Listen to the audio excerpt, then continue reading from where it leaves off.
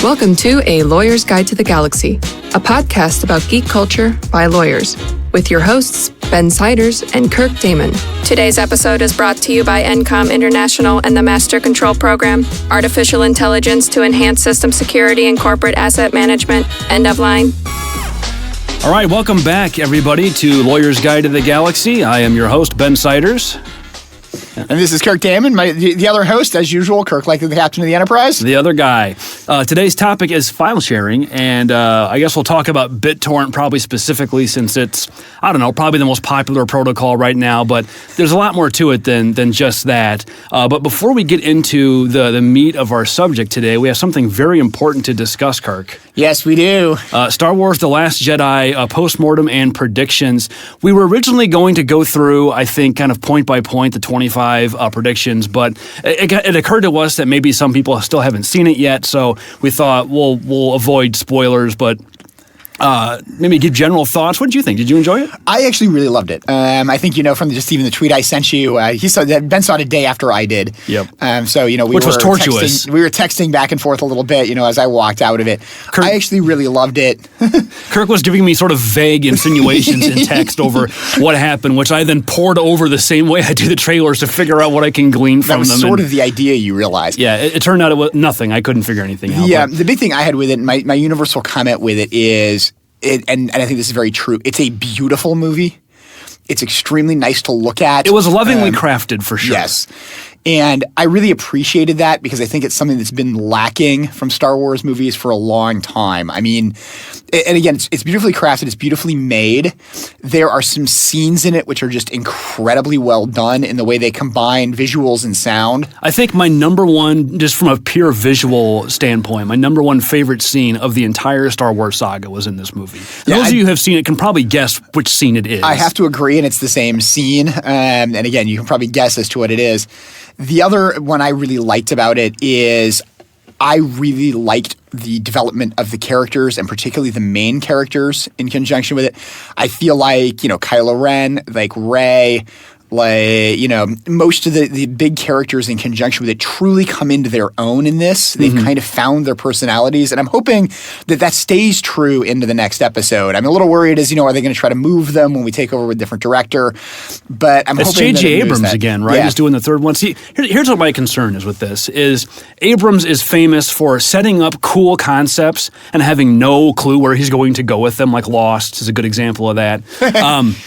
But, he did 7, he's going to do 9. I kind of think 8 might wind up sticking out as the sort of sore thumb episode that just stands on its own, because it kind of ends, too, like it's the finale, Not really, but... It sort of does. Like, everything's kind of wrapped up, and they're often doing something else, and you could just end everything right there. You could get away with that, but there's going to be one more, and I kind of feel like Rian Johnson just took the baton that Abrams handed off and almost literally in certain cases threw it over his shoulder instead of going in a different direction with it. Yeah, and I have to kind of agree with you. I think he did go in a little bit different direction. My comment with it is I think it was, and I actually like J.J. Abrams as a director for the most part. I like most of his movies. But it's one of those where I think he actually took it in a better direction. And the reason I think he took it in a better direction is, to me, it was craft focused. Again, sort of how was it crafted? And it was very character focused. I really liked the way he took the characters. There's only one character in it that I really had a major issue with the way that she was portrayed. Yeah, I know what you're talking about. And we've discussed this and what it is, because I understood why they did what they did for plot purposes, but I really felt like the character had more depth if they wouldn't have done it. Yeah, they could have handled that better. I agree. We won't go into too much detail in that. I think maybe in a couple months we'll feel more comfortable. Once it's out of theaters, basically, we haven't seen it by then shame on you, and we won't worry about it. Suffice it to say, the reception's been lukewarm, I think, by your core fanboys, but I don't know, you and I both enjoyed it. It wasn't far from a perfect film. There was a whole side plot that just kind of didn't work, I didn't think. Yeah, and again, I think part of the reason the side plot didn't work was part of my relation with characterization. I think that was part of the issue with it. I think they could have done a lot better with that. again, what truly struck me with it, and the comment I have with it is at the end of it, like thinking back to it, what I see are scenes, and I remember those scenes because they're beautiful. Yeah. And that was the thing sort of with it. And something, I mean, to say it's beautiful, I mean, it's not like it's beautiful like Flower beautiful. I mean, it's beautiful in kind of a, world is destroyed kind of way. Yeah. But it's something that Star Wars has not had in many respects. And something that, you look at a lot of sort of great science fiction movies have. I mean, take Alien. Alien is truly a disgusting setting, movie, stuff like that. It's meant to be disturbing and to be unsettling to watch. And it's that kind of way, but it's done so well. It's so well crafted, and again, it's sort of so beautiful in some sense in the way it's presented. I think it's something that in many respects that's what Avatar is known for. Yeah. And again, a movie that was just you can see like sort of the loving crafting of it, and the everything has to be right. And that was what I really got out of it, is just everything had to be right, and some of the minor scenes in it and like little minor things that were done that didn't have to be done, that kind of you look back at it and go, wait a minute, that foreshadowed something. Yeah. I didn't realize it was foreshadowing something at all, but it foreshadowed something. This is one of those movies that I've only seen it once. I think my real final thoughts on this will be cemented once I see it again. It's not like The Force Awakens where you see it once, 5 minutes in, you know what you're in for, and it pretty much holds true to your expectations. This movie is all about subverting expectations, and I think I need to see it again to really decide how much I liked it or not. I have to kind of agree, and it's my take of it is I think it's actually a worthy follow-on to Rogue One. As being I think Rogue One was a very well-made movie. Again, I think it was well done. We all knew it was, as I said, we all knew it was like Titanic. In the end, the boat has to sink. Yep. But the advantage to it is this one you didn't know where it was going, and it allowed it to have some moments that were just completely unexpected. And I think that kind of takes us to our score. There was a lot that was unexpected in that movie. Yeah, there was. So we scored our predictions, and the bottom line is Kurt came out at 15 out of 25 right. I had 14 out of 25 right. There's an element of subjectivity in how we scored these. So one example I will give is, one of them was we find out who both of Rey's parents are in this film. And Kirk, you said no, I think, didn't you? Right, I said no. And I think I said yes. We had another one that was Princess Leia doesn't die, but she does leave the narrative. That one is a compound prediction. So we scored these straight, meaning everything in the prediction had to be true to get a point for it, and that's how it came out. So we won't go through them because, again, spoilers, but it was a fun exercise. I think we should make this a tradition for each Star Wars film. I think we definitely will do it. We've also discussed the fact there may be a future episode where we actually discuss the predictions in a little more detail. Yeah, we could do that. And there may actually be a legal lesson associated with our predictions coming up in an episode. Oh, yeah, we didn't warn you guys that was part of the reason we were doing this, kind of on purpose. Yeah, we'll tease that out more in future episodes. Well, our topic today is BitTorrent and file sharing, and I think this merits a little bit of background on what file sharing is. I think particularly the younger listeners probably associate this more with BitTorrent and file sharing now, but this is actually pretty old. Yeah, I mean, in many respects, I think the internet is based around file sharing. I mean, you can effectively say that's what it was, and particularly in the early internet, most of what you did was file sharing. I mean, there was no web. Yeah, I mean, the main point of it was to exchange information and data and stories, and this was back in the days when, before even dial-up, really, you had CompuServe and Delphi and Prodigy. That's what my Prodigy. Prodigy and America Online, I think, were your first sort of consumer-grade internet services, but you had other business-grade services, and I had a good friend of mine in high school who was blind, and a lot of the utility software he used to kind of use computers and get through his day, he got off of CompuServe and other, like, online BBS. Yeah, the other thing to keep in mind, I think, is we also have to do a bit of a technology background in conjunction with this. You got to remember also, at the point in time we're talking about in sort of early days of the internet, we're talking dial-up modems, and if you were, really knew what you were doing, you had a US Robotics because those were faster. Yeah, that's anything Hayes compatible. Really, I would say that general access to the internet started to become more available in the early 90s, probably 91 to 93. And this was mostly, I had access back then via local BBSs, where you dial up to like someone is hosting software at their home via their one phone line. You can only have one person connected at a time, and you could basically upload and download your email that way. And I remember the first file I ever downloaded off the internet was a copy of Wolfenstein 3D I got off of a WIV board that ran out of a community college in my hometown. Yeah, and that's one of the things I think is also interesting. You're talking about like Wolfenstein and stuff like that. One of the great things about it, and the term's kind of fallen out of favor, is the old term shareware. Yeah, nobody says that anymore. Yeah. It's either freeware or I guess that's really it. Yeah. Or open source. Open source in some respects, but you can have stuff that's shareware or freeware that's not open source. Yeah, and that's when people used to do it, you used to talk about the idea of shareware, and shareware literally was usually games and relatively simple games that you were supposed to share. I mean, it wasn't that there was any discussion of, how do you share it, anything along those lines. It was, hey, I've created this thing, please do share it. A lot of times the shareware was first few screen levels of a new game that was coming out. So it's, hey, you can play through, the first level, but after the first level, you have to go buy the formal version. Yeah, your first hit's always free, man. Yeah. And, now we have a lot of it. I think when you bump into the apps, you get into the idea of freemiums.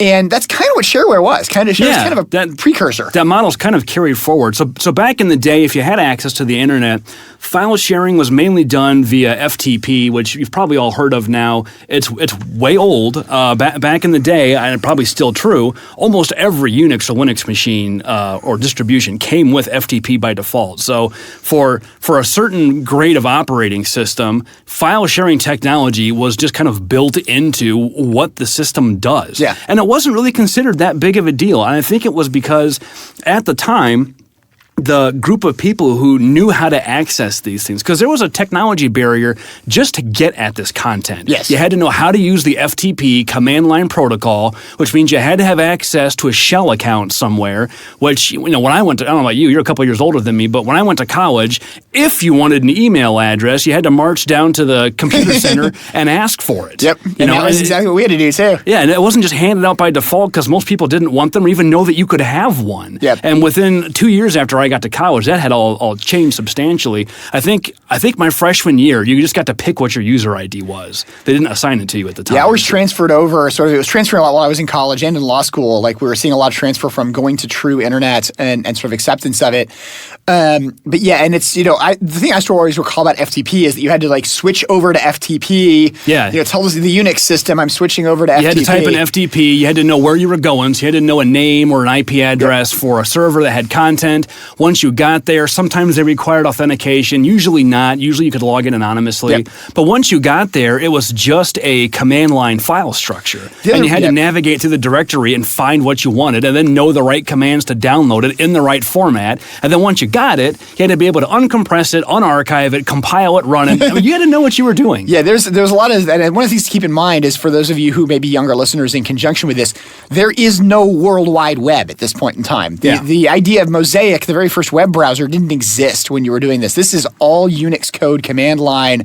This was where you had to leave Windows and go to your command prompts in order to do stuff. And Windows at the time didn't have a TCP IP stack anyway, so you couldn't actually get on the internet unless you installed WinSock and then WinSock. Yeah, what was Kermit? Kermit was the terminal emulator. So yeah, it was a high energy barrier just to get online from your home PC. Virtually nobody did, and then you had to know what you were doing once you got there. But this had an interesting side effect, which is that the files that you found were mostly put there by the authors of the programs, or less often the content. It was usually just software. Yeah, it was usually software. A lot of times it was small utilities, small games. Yeah. I remember a lot of the things. I got the ARG archiving utility off of an FTP site. I remember I got something that was a some kind of a cataloging type thing that I used. It was just a basic, you enter data into it and it would store data for you. But yeah, I think the thing you really were bumping into at that point in time is that the content being put up here was primarily content creators. Most of the stuff that was being put up here was software related, and a lot of it was actually software related to doing this. In some respects, I think you can kind of look at it and say, BitTorrent, the sort of downloading, pre what we're talking about now is kind of what 3D printing was maybe 5 or 6 years ago. Mm-hmm. And the idea that, at that point in time to have a 3D printer. Sort of niche. You had to do niche, but you also would have had to have gone out and downloaded the parts to make your 3D printer. Yeah. And to, learn that. Again, you kind of had that high energy barrier. Whereas now, you can get into a, mail order catalog and buy one that's ready to go. The bottom line is through, I'd say, the mid and probably closer closer to the late 90s, most file sharing was probably legitimate because, and by legitimate I mean not violating anybody's copyrights, because for the most part, anything you found was there with the consent of the author, so you had an implied license, or in some cases an express license to download it and use it. And the handful of things that weren't put there by the author, just the nature of who was online at the time, most authors just didn't or wouldn't care if you put their stuff out there. And again, I think that's the real key, is this was there was no real copyright infringement necessarily occurring, because the content that was posted on these FTP sites was intended to be downloaded either by the person that posted it, or a person was reposting something that was intended for exactly that purpose. There really wasn't content being provided that people had an intention to protect and not be copied. Well, the other issue is, to the extent that there was any legal problem, I'm not aware of this ever happening, but should a third party say, someone's making a game and a copy of it gets cracked and put out on a BBS, and the person who wrote the game wants it dealt with. There weren't that many FTP sites, and most of them that were out there were associated with universities or other legitimate actors, to where if you sent them a letter and said, hey, you're hosting our stuff on your systems, what the heck, they'd for the most part respond and deal with it, assuming they even understood what you were talking about. But as a practical matter, this stuff was hard to find. There weren't a lot of indexing search engines. You had the Archie There's search. No Google. There's not even any Yahoo at this point in time. No, there's nothing. You had Archie searches to search some FTP sites. And then, Kirk, do you remember Gopher? I remember Gopher. I didn't use Gopher a lot. I didn't either. FTP was sort of the rage when I was in college. But then Gopher had a search engine called Veronica layered on top of that. For those of you who are of a certain age, you may recognize the Archie and Veronica parallel. We were joking about it on the way over here. I don't even think I remembered Veronica when we were talking about it. I remember using Gopher a little bit, but I didn't even think I realized there was a search engine in Gopher. I think I usually would go to some place that I knew had Gopher content from somewhere else. I think I ever actually used a Veronica search, but I maybe I did. I want to say I've used Gopher before, but the bottom line is there were centralized servers that had all this stuff. So if you wanted to get rid of it, there were a couple places to go to get rid of it, and that was pretty straightforward. Now, you wouldn't get it off of individual people's machines. But since you had somebody who was sort of policing the content of these servers, when you uploaded something, there wasn't that much content on an FTP site usually, and so whoever ran it would look at each thing you uploaded and either delete it or leave it there. And if it looked illegitimate, they'd take it off. That doesn't happen anymore. And that was, I think, we talked about the idea of saying there's a few sort of technologies, I think, that we think that hit, that changed this world in sort of a fundamental way, but it's a confluence of all of them. One of those was the idea of decentralized file sharing. And, what you're really talking about at that point in time, and probably the first, at least, strong user of it was Napster. But you had it coming in before then with just the creation of the World Wide Web and the idea that you could host individual stuff on your computer that somebody else could download. Up until that point in time, you either were a client or a server. There was no such thing as both. Yeah, it's true. It's very true, and those distinctions have very much gotten blurred now. Well, let's walk through the sort of the basic. This is copyright. This is YAC. What's our acronym? Yet another copyright. YACI. Yet another copyright issue.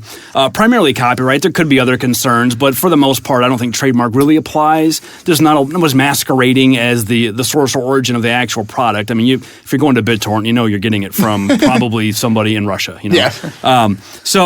But walking through the copyright framework really quick, if you've been listening to us, you know by now that the Copyright Act is an act of Congress that grants certain, exclusive rights to the authors of creative works, and those rights include the right to copy the work and the right to distribute the work. And when you download a copy, you're making a copy, and whoever you got it from is distributing it or making it available. So clearly, if the author doesn't consent to this, then file sharing is obviously a copyright infringement. I don't think there's any real serious debate about that. I remember when I was actually in law school, and there was a little bit of debate when I was there, and in conjunction with it, as to who committed the copyright infringement. There still is kind of the question, right? Yeah, and who's that was making an important aspect. Yeah, because the question with it was if I took the copy, if I have a legitimate copy, and legitimately on my machine, so let's just say I didn't even make a copy from something, I have a legitimate copy on my machine, and I simply post it to the FTP memory of my machine. Yes, it's accessible, but I didn't make any copies, and the copy that I have is legitimate.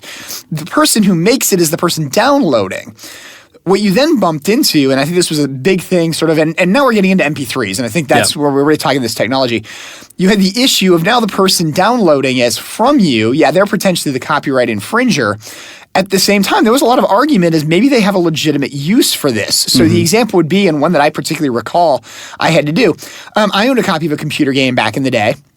And the physical discs were actually stolen from me, literally by a guy who then set fire to my apartment, stole my computers, and was later found guilty of 13 counts of arson. But one of those things that you get into with that is I legitimately owned a copy of the game. It was then stolen, but I still had it on my machine. But the problem was I didn't have the access key anymore because I didn't have the disc anymore. And that was back in the day when you had to physically put the disc in. Yeah. So you kind of need to have a disc just to play the game. Yeah. And so the issue with it is, do I have a legitimate need to get a code? I arguably did. I arguably did have a legitimate copy of the game. What does that mean to download a code illegally? And those kind of things where you had it, or even where you have a scenario where it's, hey, I own the CD and I just can't find it. That had happened to me many. Well, that gave rise to some of the early content that was widespread was cracked versions of software where you don't have to enter the copy, because back in the day you had to go to the manual. Remember that? Yep. Like when you ran a game, it would say turn to page 5, enter the third word and the fourth sentence on paragraph 2 to prove that you had the manual. I forgot about using the manual. Remember the paper was that weird paper you couldn't photocopy because then we wouldn't be able to read anything, like the way the way checks work and whatnot. Yep. And then it was put the disc in so we can confirm that. And people who own legitimate copies quickly got annoyed with having to switch discs constantly while playing games, and would just go find a cracked version that had that part of the copy protection disabled so they could just play the game. Yep. Well, the side effect of that is if you don't have a copy, you can also play the game. Yeah, and that was one of the interesting things in the early days of this, is that there were, I'm not going to say these were not copyright infringements, but there were arguably legitimate reasons to want them. I think there's clear legitimate reasons. Yeah. Now, there's a question of proportionality. How many of the people who actually get these cracked copies of games and whatnot have legitimate purposes in mind versus are just free writing? Yeah, and another similar one, and again, I kind of like to pick on MP3s, and partially because it's the, MP3s to me was sort of the first occurrence of it. I was in law school when MP3s came out, and I was knew I was sort of headed down the roads of becoming an IP lawyer. So it was something that very much interested me at the time. But at that point in time, you did still have, we didn't necessarily have the Digital Millennium Copyright Act, but you had pieces of it starting to show up. There was legislative action. Yep. And the idea that making a digital copy, like ripping a CD into your machine, was okay, but you still had software problems. And so the idea of if I own this CD and it's easier to just go get the MP3 from somebody who has a better machine to do it than I do, I'm entitled to legitimately have a digital copy, not that digital copy. Well, and let's back up a little bit too, because this is not the first time file sharing is not the first time that the issue of consumer copyright infringement has come up.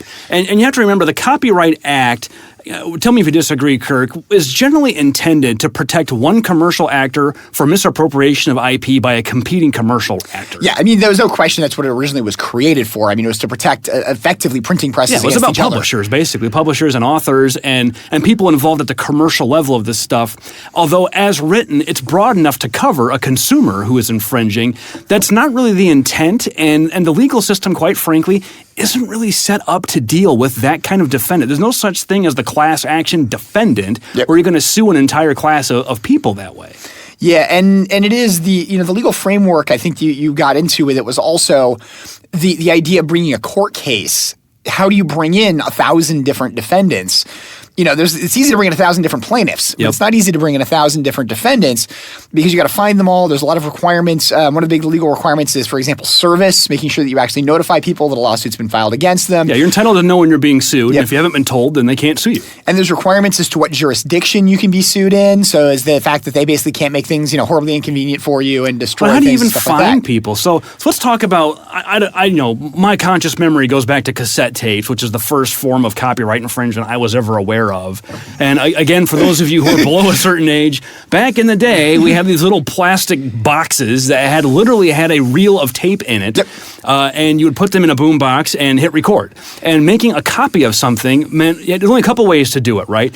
You could either have the radio being played on your boombox and then just happen to be there at the right time. Do you remember doing this at night? Like yeah. Because there were certain songs you knew were going to get played. You use the top 40 a lot. I think a lot of people, that's the reason you listen to the top 40. And you hit record, and the tape would just record whatever your radio played until it was done. Now, this was frustrating because the radio versions were usually abbreviated, and the DJs would talk over them. Yeah. The quality was kind of weird. So there's that way. You could also just have two next to each other, hit play on one, hit record on the other. It sounded awful. And then later on, they had the double cassette systems where it was actually designed to record from one tape to the other.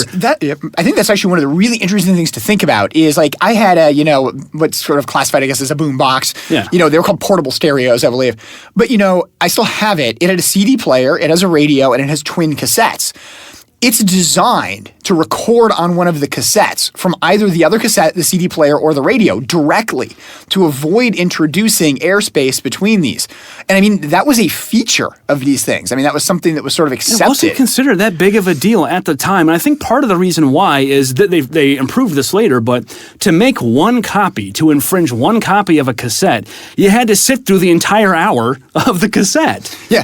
Yeah, I mean, it had to play. I mean, you had to play at they real eventually speed. had double, and triple speeds, but you still had a significant time investment, right? So if you were the one person in your group of friends that had the hot tape everybody wanted, how many copies were you really willing to make for your freeloading friends before you said, you know what, this is expensive, I got to keep buying tapes, you're going to pay for the damn tape, and then I'm not going to sit here and do this for hours on end. Yep. There was also some where they actually put effectively, and they did this originally with CDs, they actually put license fees in conjunction with things to be copied onto to deal with this. Basically the people who made blank cassette tapes would pay a little more money, and that would all get reimbursed to artists and stuff along those lines. But there was the thing that I think that's really important to keep in mind about the cassette tape, and it's something that I don't think exists anymore. The cassette tape was designed to record. Mm-hmm. Music was also put out on it. It was a format that was used initially, but you went from the sort of starting technology was records, which a person has no way of producing. I mean, the amount of machinery it takes to produce a record is enormous. To 8-track tapes, which were essentially the same thing, and reel-to-reel tapes. Reel-to-reel tapes you could record, but again, they could just record sort of through built-in mics, or you attached a microphone to it. To cassette tapes that all of a sudden were really intended to record something else. And the equipment to do it was commercial or available to the consumer and cheap. It was all at Radio Shack. Yeah. Everybody remember Radio Shack? That was a thing.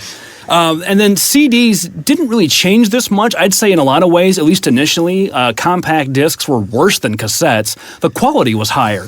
But trying to make a copy that would play back correctly was a real pain in the butt. Yeah, you really couldn't make a copy of a CD. I mean, the other problem you had with CDs, they weren't portable. I mean, this is the age of the Walkman. Yeah. It mattered having to be able to early CDs were very vulnerable to physical damage. Yeah. And I remember, you'd practically wear gloves moving early CDs and DVDs around because one scratch would easily ruin it. I had a device that was designed to remove scratches. It just basically buffed the surface and removed a slight surface so that you could deal with scratches, because that was a huge problem.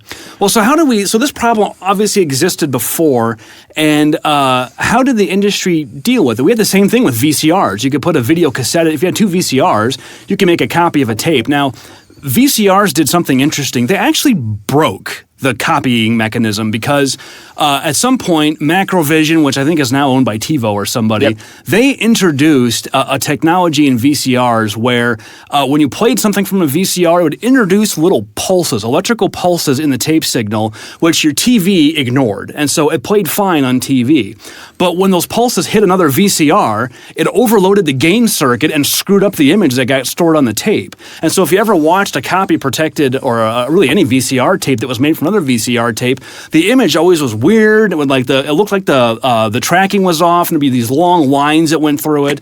And this actually wound up causing problems later when, at least for me, I had an old TV in college that had a coaxial cable input, and that's it. Well, your typical DVD player didn't have a coaxial out. So I had to run my DVD player into my VCR through the RCA cables, and then run the coax from the VCR to the TV. Here's the problem. When the DVD player sent that goofy signal out, it screwed up the gain on the VCR and corrupted my signal. So even though I wasn't making any copies of anything, I still got a crappy picture from my DVD player. And I had to buy a new TV basically to deal with it. I think one of the important things too is let's just inject a legal case in here too, and be thinking about, when this first started and we started having these questions about copyright, it was actually VCRs. It wasn't even VCRs, it was Betamax. which is sort of pre-VCR. I think a technology one of the first format wars. Yeah, first format wars, Betamax versus VCR. And one of the things I think you got into in conjunction with the Betamax technology, in the Betamax case, which went all the way to the Supreme Court, one of the arguments was that effectively what Betamax was not copying but time shifting. It was the idea that you could move when you watched something on TV because it was designed to record from TV and that was okay. Basically considered a fair use. Yeah, it was basically considered a fair use in some respects by the Supreme Court.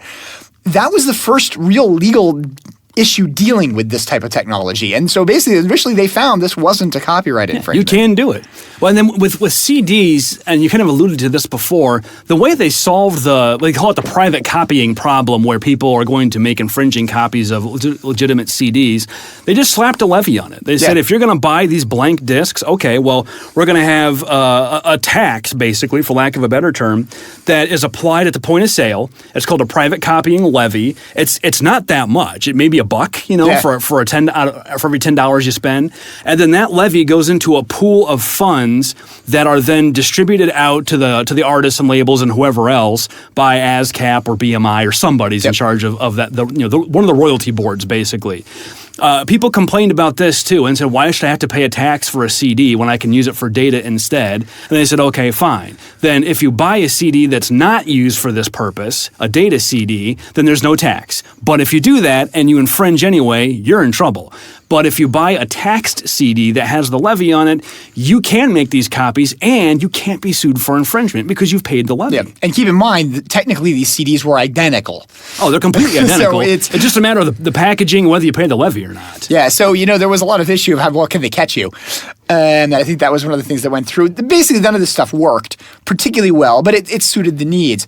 It satisfied the industry, at least, that there was a method in place to compensate them, and that if people wanted to make copies, they could do that. But none of this works with iPods and iPhones and file sharing. And it didn't even work in many respects with early. And again, I think we get into the technology of MP3. You got into the ability to now truly download songs, download large content over the internet. And sort of we mentioned these other things with it. The confluence of what we had here, the other things that came in was the speed of internet connection. We started having broadband starting to become more commercially available. Storage got cheap. Bandwidth got cheap. And the other thing was that we then had compression that started to work and decompression that started to work. Computers sped up enough that compression was usable. Because again, like we talked about, when you used to have to download a file, you compressed the downloaded version, then you had to unzip it or do something similar to get it sort of recompressed on your machine. You couldn't store music on your machine. It was too dang big anyway. Stuff along those lines. So what we now have is we have this confluence of technology which now says you can download basically anything, even though it's relatively big. The technological barrier breaks. There's no longer any need for physical medium. We don't have the CD anymore. There's no energy barrier. It doesn't. Nobody has to sit there and make copies. It's all done for you. So all of the sort of behavioral and economic factors that limited the scope of consumer-based infringement are pretty much gone. And I think exacerbating that was the reaction of the content industries back in the 90s was, suffice it to say, poor. Yes, I think it was understandably poor, but poor. The other thing with it is, so now you have basically this creation, and I think the key to it is to keep in mind, for the first time, you had the ability to actually get a song on demand. And that's really what we were talking about. Previously to that, if you wanted to have a particular song, you had to listen to the radio to whenever they played it. Or you had to go out and buy a CD, which would have that song plus the rest of the album on it. Which you often didn't want or care about. Yeah, and then you had to move to it. Now, if you were also talking like cassettes, a cassette you had to physically, zoom to it, not knowing where counter codes were and stuff like that. CDs at least gave you an individual track. But, you had a lot of those types of things that said you couldn't get an individual music. Now, for the first time, it's, I can have this song when I want it. And how come the private copying levy concept didn't work for iPhones and hard drives? And I think part of the reason is, how do you set the amount? It's one thing to say if I buy 50 CDs, I'm going to pay an extra $5. Well, I can only infringe 50 CDs that way. But with a 2 terabyte hard drive, how much music can you infringe? Yeah. How much would you have to charge? And then how do you just get back to the same problem, right? Okay, well, I'm gonna not pay the levy and get the non-music hard drive and then infringe it anyway. And how are you going to know? Yep, and I think that was the thing with the levy is you really bumped into this. Just it was practically impossible to figure out what it was, and you couldn't say an iPod with 2 terabytes is going to have 2 terabytes of music on it because it might not. It might have a bunch of stuff that doesn't infringe on it. I always thought when this all came about, I thought, why doesn't the industry just take a step back and say, okay, there's a changing market demand for how people want to consume our product. How do we get what people want into their hands and maximize our revenues? But they didn't do that for almost 10 years. Yep. All they did was try copy protection techniques that cost millions of dollars, didn't work, and made the CDs impossible to use. And half the times were then purposely bypassed because they screwed up using the CDs legitimately. I remember the first one, I don't forget who it was, Sony or somebody, put out a copy protection technique that was trivial. There's always the analog hole, so they're always going to be easy to bypass. But even so, then all of a sudden these CDs wouldn't play in a computer, which is how people wanted to listen to it. So you're spending money to make your product cost more and do less. Yep. How does that make any sense? Yep, and you get people who just purposely get around it, like since it wouldn't play in a computer, well then I'll run it through a DVD player that it will play on and copy it. Yeah, exactly. And then they tried, pointless lawsuits against people who were sharing. And again, this is where the shortcomings of the Copyright Act, as intended to hit commercial infringers, shows up. The industry lobbied Congress to get the statutory penalties increased. Well, who cares? If you can't afford to pay $1,000 per infringement, you can't afford to pay $10,000, and it's going to cost the music industry millions of dollars to prosecute one lawsuit against one person. Yeah, and what you had at this point in time, and I think a key thing to keep in mind is, say what you like about the record industry, but what you had here was the record industry sort of not wanting to embrace the new format. Yeah. Because the record industry, and I think by its very name, record, was based around vinyl records. That was the technology, that was what they were used to producing, and everything that was sold for music was produced around the concept of the album up until this point in time. They didn't seem to grasp at the time that the business they wanted to be in was the music business, not the selling things. It was a branch of a retail. It was the supplier for the retail industry of physical media, and I think it took them a long time to come to grips with, we can still do this without selling physical things. Yeah, and quite frankly, it wasn't them that came to grips with it. It was Apple. It was Apple. And what you had is, I think you had Apple, and in some sense, I kind of look at it and say, and I think there's definitely people that would agree with me in conjunction with it, the iPod made Apple. Yeah. Because what happened was they figured out everybody just wanted the music. And Apple worked out, how can we just sell you the music? How can we make it that you don't need the technology? We're going to sell you a hard drive, a specialized hard drive that does all this, and there's software that's associated with it. But effectively, what you were really paying for was the music at a by-song basis. And there was a lot of resistance, even by individual artists. Do you remember Metallica held out for a long time? The Beatles held out even longer. But you remember in the earliest versions of the iTunes Music Store, there was a huge fight over how many times you could burn a song you downloaded from iTunes to a CD. Yep. And the compromise that was struck was any given playlist can only be burned like 5 times. Yep. Now, nobody cares now, because when's the last time you burned anything from iTunes? There was also a copy, I think, with 8. There was a limitation of 8. There was 8 copies at once. Yeah, there were all these rules that the labels insisted upon because they were just concerned, but people are just going to make CDs and not buy them from us. Everything was about buying CDs, and that probably seems very anachronistic to most of us now. And this was only 10, 15 years ago? It wasn't that long ago. Yeah, I mean, this is really pretty. iTunes is not that old, and the iPod's not that old. But again, what you had is you had a fundamental shift with iTunes, twofold. One of which was there was actually now a model which allowed you to buy the songs you wanted and essentially provide the customers with what they wanted. Mm-hmm. The second thing you then had is, because there was so much demand for that, it then moved into phones. It then moved into every machine that's out there. It's pervasive now. Now it's pervasive. And, it's hard to look back before iTunes and think about that was how music was. You had to go into a record store and you bought a CD, and that CD came in a cardboard carton that was 4 times the size of the CD. You remember those, yeah. I always saved those. I thought those were cool. Yeah, well, that was the thing, was to give you cover art, like cover art mattered, stuff like that. Oh, yeah, the liner notes for the discs were always a big deal. And stuff like that. And, you had used CD stores because you could physically resell the copies of, when you bought a CD, if you didn't want it anymore, you could physically resell the copy. That's another interesting thing that, the industry kind of didn't recognize at first is there's the first sale doctrine. There's not much you can do about a secondary market in CDs. Yep. But with digital sales, you can. Yeah. And they did, and that's what we came to, and that's where we've kind of come to now. And I think the thing with BitTorrent now, a lot of what you have is you have consumers who are simply used to the fact that this content is available in the way they want it.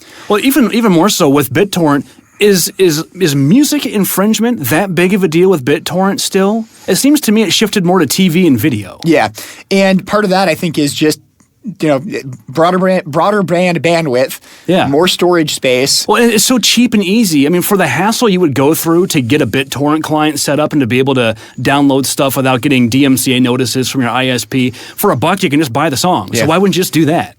The other thing I think you got into in conjunction with the video, quite frankly, is video still had the on-demand problem. A lot of things weren't released on video. I mean, one I will pick on is Disney. They wouldn't release a lot of their movies on video. They did the archive. You still can't get the original unmessed up Star Wars on DVD. No, you can't, but you can get it on VHS, which I have. Yeah, so do I. Letterbox, no less. I have 2 versions of it, both regular and widescreen.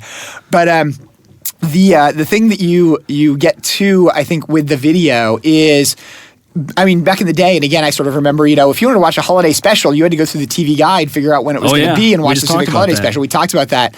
Now, all of a sudden, you could get that. You could get it if it was available on a DVD or on a VHS, but a lot of it wasn't. And so suddenly it's, I want that video. That's, I think, where video started with this, is that music got it with iPod, but you still didn't quite have it. Video then sort of moved to it and where you have now. Now I think we're hitting the point with things like Hulu.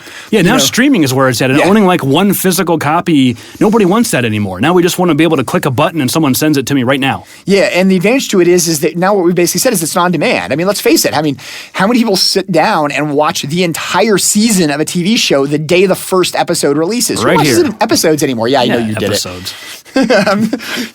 that's, the idea of binge watching. I mean, binge watching was impossible up until 5 years ago. No, it's like it's become a cultural thing now. What I find really fascinating about the file sharing is there are still problems. I mean, there's no questions that file sharing is pervasive, substantially unlawful the way that it's done, and that certainly there are people, not everybody, but there are people who would otherwise pay for the content if they didn't have the option of getting it for free. I have no doubt in my mind that happens. The extent to which that happens, I think, is debatable. I think there is a large number of people who download it for free because they can, but if they couldn't, they just go to a bar and watch it, or they go to a friend's house and watch it, or they would just not watch it at all and go do something else instead. And I think that there is some interesting stuff with that. And it's the reason I think this is a particularly interesting topic and a particularly interesting legal topic, and maybe this is a sort of good place to sort of spin us around back to the beginning and a lot of where we started with this. What I think we're seeing here is the law having real trouble keeping up with the technology. And never really solving this. I mean, to the extent that there was a solution, it was a market solution developed by Apple and just generally adopted by everybody.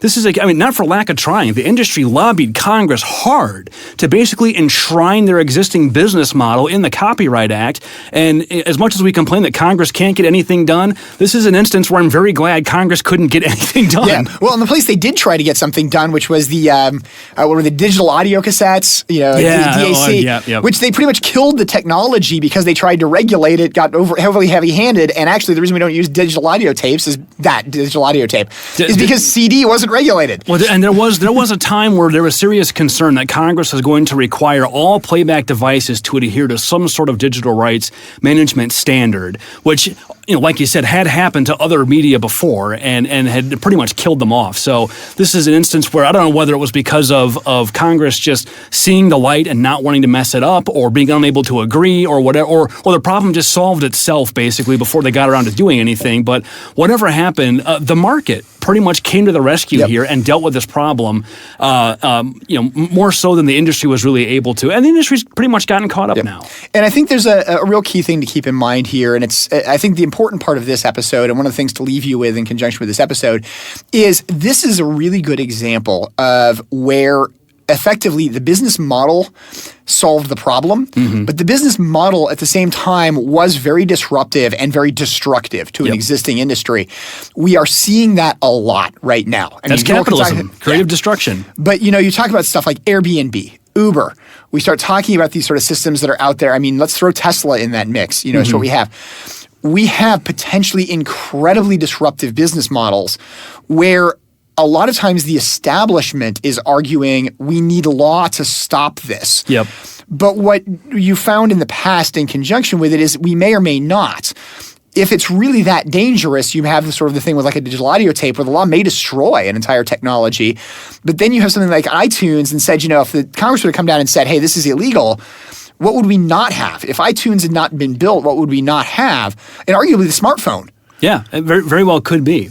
Well, we're running long here, so we're going to move on. We'll probably come back to this topic at some point. We barely scratched the surface of the legal issues involved, and by necessity, because this, like we said, was sort of just solved by the market. But we've got a couple of comments here from our various social networks we're going to go through, and then we'll talk about next week. So our first question, more of a comment, is from our good friend Ed in Grand Rapids. Ed is probably our most dedicated listener. Ed, I'm going to paraphrase here, but Ed says, do you remember that time when TSR tried to trademark the word Nazi? It was something that at the time was the stuff of jokes because it seemed to symbolize the overweening greed and corporate aggression of TSR, that they would try something like that, but I'm sure it was just them TMing everything on behalf of the movie studio they licensed the game from. Anyway, keep up the good podcasting.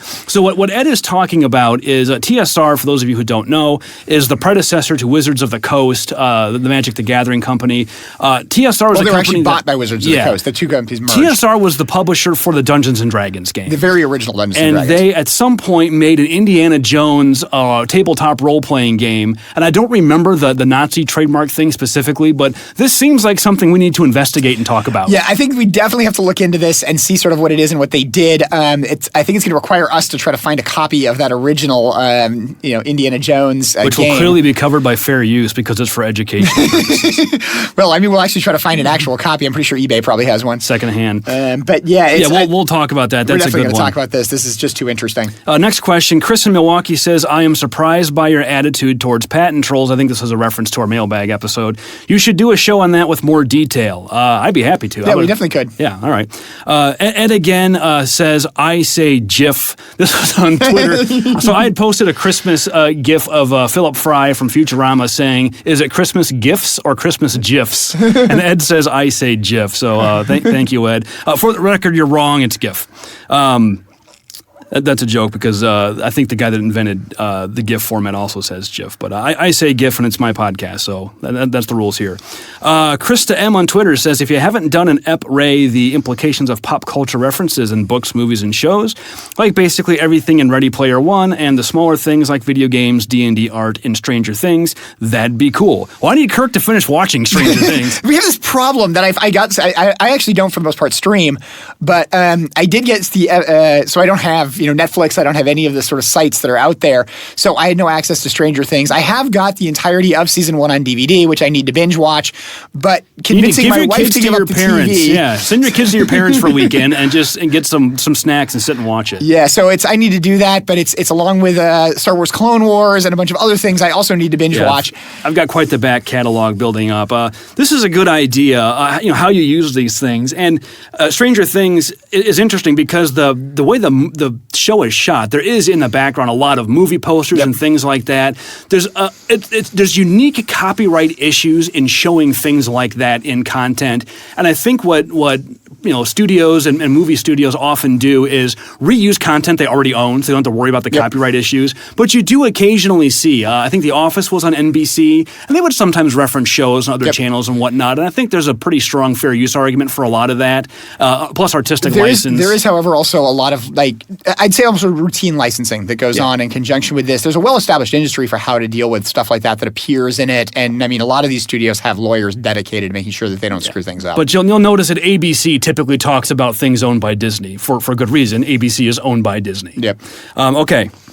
The last one we got, this came to us from the Jurassic World movie on Twitter. They say, Twitter finds a way. This was because I retweeted their trailer for the new Jurassic World movie when it came out, and for reasons I'll never understand, whoever's responsible for their social media account added us. So I guess we've officially made it because Jurassic World's looking at us. Did you see that trailer? I have not seen the trailer yet, though. Yeah, I've heard it, and I actually really liked the first Jurassic World. I loved the original Jurassic Park. Yeah, I liked the reboot-ish, soft reboot Jurassic World. I liked it. I like Chris Pratt. Apologies, Jurassic World. I was not overwhelmed by the new trailer.